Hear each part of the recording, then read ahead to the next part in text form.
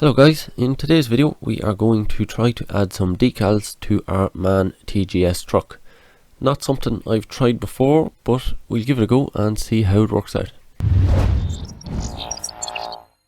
Despite being a pretty cheap model, this MAN truck is actually pretty good detail wise. The die-cast cab is pretty good, but it is a little plain looking when you put it beside the CQ Scania R620 model, which has that large griffin on the side of the cab. So it's little details like that that add a bit to the model, and that's what we're trying to do today. To make your own custom decals, all you really need is the paper and a printer, but it's important that you get the right paper for your printer. If you have an inkjet printer, you need inkjet paper. If you have a laser printer, you need laser paper. The other thing is you can get decals which have a clear background or a white background. I wanted to do something similar to the Scania, so I have chosen a clear background, and my printer is a laser printer that just does black and white, or really it only prints black, so it's going to be black on a clear background. So when we put that on the truck, it'll be black against an orange background. The program I used was Inkscape, so basically I set out a page size here that's an A5 size. So I took the A4 sheets that I got, I cut them into four basically to make 4 A5 sheets, just because the decal paper is kind of expensive and I didn't have enough logos to fill an A4 page. The 132 scale models are very small, so the logos are going to be very small. So basically I filled the A5 page with just a bunch of different logos. So you have some Scania there, obviously some of my own logos, the MAN truck, any sort of symbols I could find for that. The lion is a MAN symbol as well. That was one I was going to put on the back of the cab. A couple of other Scania logos there. Quite a mix of stuff. So basically I just filled up the pages as best as I could. So when I had all that arranged the way I wanted it, I cut a couple of normal A4 pages down into A6 as well, and I did a few test prints on those, and that let me see that there's a couple of, it looked like everything was on the page in the right position, but when I printed it you could see some of the parts were slightly off and maybe were getting cut off the edge. So it's a good idea to print a few dummy pages on normal, just plain paper before you actually go to print with your good decal paper. Another thing you want to do when you're printing your dummy pages is mark an X on the top, we'll say, then you feed that through, so when you put your decal paper in, you know which way you have to orient it to get it printed on the right side. When you've printed it out, you'll get something that looks like this. Although it's clear film that you've printed on, there is a card on the back of it that's white, so it looks like the background is white here, but that's only because there's a card on it, and we're going to remove that card as we're applying it to the vehicle itself. And this just gives you an idea of the size of these logos beside the vehicle itself. So they are very small, but yet the detail isn't too bad. To actually apply the logo is fairly simple as well. All I did was just clean the cab of the truck as best as I could. We have our logos here that we're going to place into a container of water. You have to leave it for about 30 seconds and then it should be ready to transfer. So it'll be kind of coming loose from the card after it's been in there for 30 seconds. So you have to be careful taking it out of the water, I guess, probably more careful than I'm being here. But you'll see it'll immediately start to slide off the cardboard backing.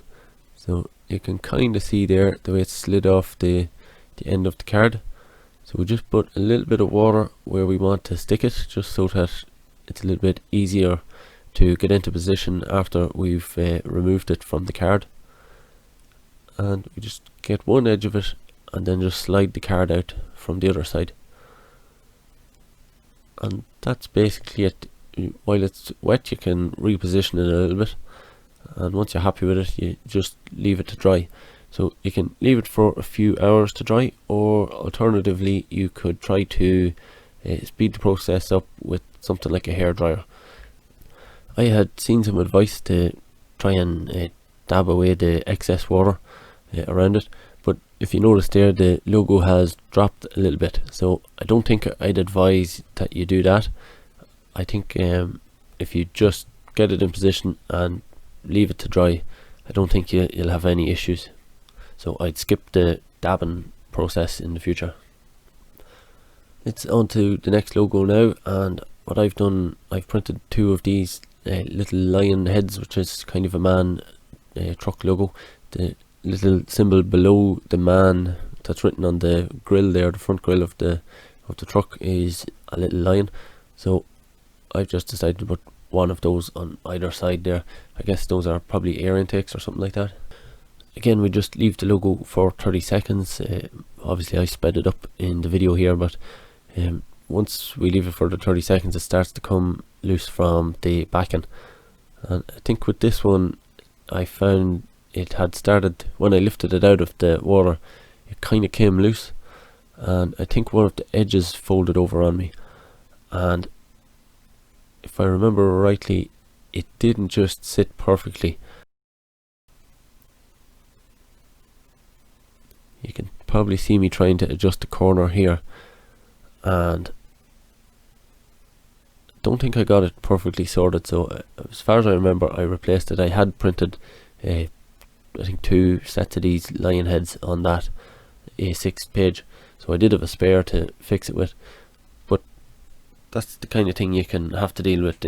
If the logo kind of folds over, you might just have to reprint it and start again, and it's easier to just take it off now when it's wet than trying to take it off later. So if you're thinking it's not going to set right, I'd probably just take it off straight away. So probably for the next half an hour or so, I repeated the same steps over and over again, taking one logo at a time, because you don't really want to put them all in the water at the one time, because you know they could start to separate from the backing sheet, and then they'll start to fold and it'll be a bit of a mess on you. So just take it one logo at a time, and you'll get them all done. I'll just speed this up now so you can see the truck transforming a little bit faster, but basically the same process repeated over and over again.